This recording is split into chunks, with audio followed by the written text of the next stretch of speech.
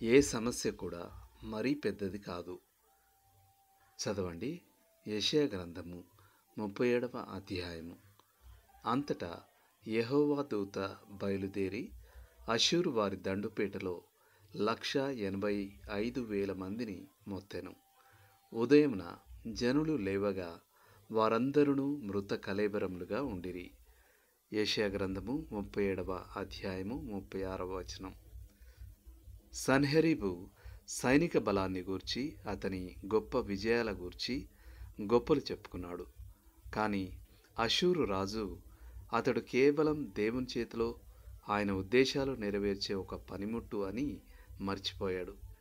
మరి పనిముట్టు దాన్ని తయారు చేసిన వానికి వ్యతిరేకంగా గొప్పలు పోవద్దు కదా. 10వ అధ్యాయం 5 నుండి 19 వరకు. దేవుడు సన్హెరీబును తగ్గిస్తాడు. 37వ అధ్యాయము 7వ వచనం మరియు 29వ వచనం. అష్షూరు సేనాని 2,000 యూదా గుర్రపు రౌతుల కంటే తన యజమాని సేవకులలో అత్యల్పుడైన ఒక అధికారి బలవంతుడని అపహాస్యం చేశాడు. 36వ అధ్యాయము 8-9 వచనాలు. కానీ 185,000 మంది అష్షూరు సైనికులను సంహరించడానికి దేవుని దూతలలో ఒక్కరు సరిపోయారు. యెషయా అంతకు మునిపే అష్షూరు సైన్యం యొక్క నాశనాన్ని ప్రవచించాడు. దేవుడు ఒక అడవిని నరికివేసినట్టు నరికివేస్తాడు. 10వ అధ్యాయము 33-34 వచనాలు. గాలివానతో వారిని లయం చేస్తాడు.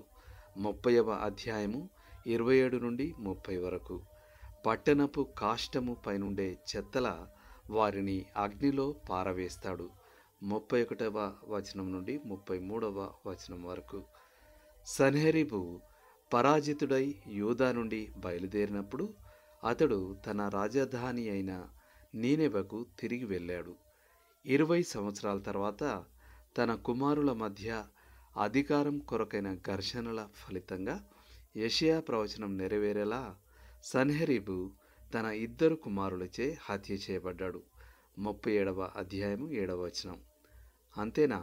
అది అతని దేవత గుడిలో జరిగింది. 38వ వచనం.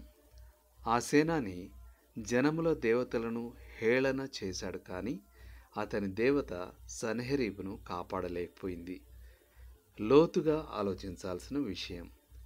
మీరు ప్రస్తుతం ఎదుర్కొంటున్న ఒత్తిడి పరిస్థితులకు అన్వయించుకోవడానికి మీరు ఈ కథ నుండి ఏమి నేర్చుకోగలరు? ఆమెన్.